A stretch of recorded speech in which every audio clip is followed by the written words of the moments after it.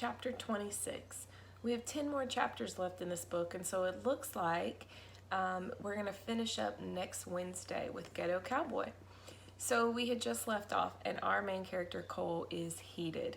He has just lost it on Harper, and he has some real frustrations about why everyone is just sitting around not doing anything after all the stories he's heard about cowboy justice.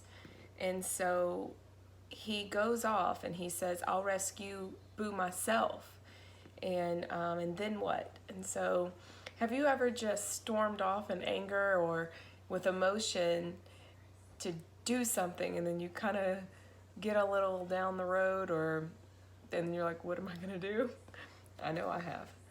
Chapter 26. I run until I hit the park. I scramble into the wild and get lost in the trees.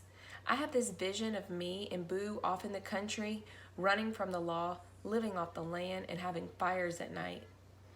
Maybe I could take all the horses and we could go up to Brooklyn like Jamaica Bob said. Maybe there's a whole world of black cowboys up there. I ain't never been to Brooklyn, but maybe they have lots of land and could take us all in. I could work in their stables and maybe one day start racing Boo for real and earn my keep that way. Yo, Cole! I hear my name and realize I'm standing at the edge of the trees facing a bunch of guys playing on a basketball court. Someone yells my name again, and I see my cousin Smush standing next to one of the baskets with a ball in his hand. Snapper's behind him, trying to take the ball away, but Smush is too quick.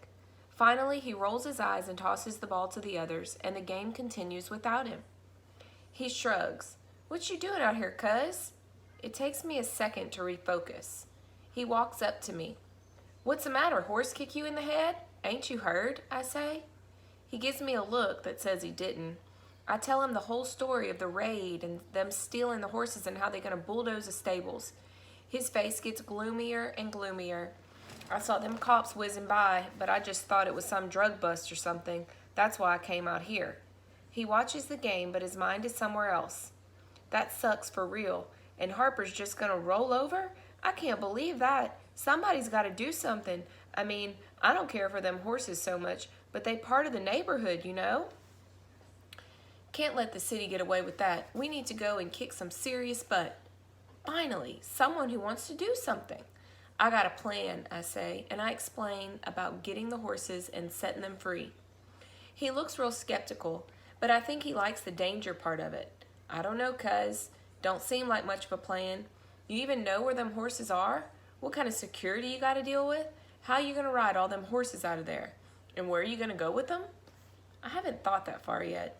Smush frowns like he can tell my plan ain't so planned out yet. He shrugs. Still, any chance to get back at the man is one I'm up for. Lucky for you, I'm hooked up. Let me make some phone calls. He whips out his cell phone and hits speed dial. He walks around talking real fast as he explains the situation to whoever he is talking to. Then there is a series of back and forths. He ends the call with, "Get back to me."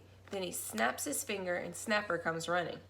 Smush goes through the whole story again, and I can see Snapper getting madder and madder at the city, and I think I wouldn't want to be on his bad side. When Smush gets to the end, they both turn toward me, and suddenly I realize I got me a posse. Well, cuz, you got our attention. What you want to do? I smile. Feels good to be looked up to for once. I just want to get Boo and them other horses out. Then we can see about keeping them dudes from bulldozing the stables. We just got to find out where they took them. Smush's phone rings, and he talks for a few seconds, then snaps it shut. My man on the inside heard the horses was took to a stable here in the park. Only problem is, it's where the police horses are too. Snapper scowls, but police don't bother me. Let's do it, I say.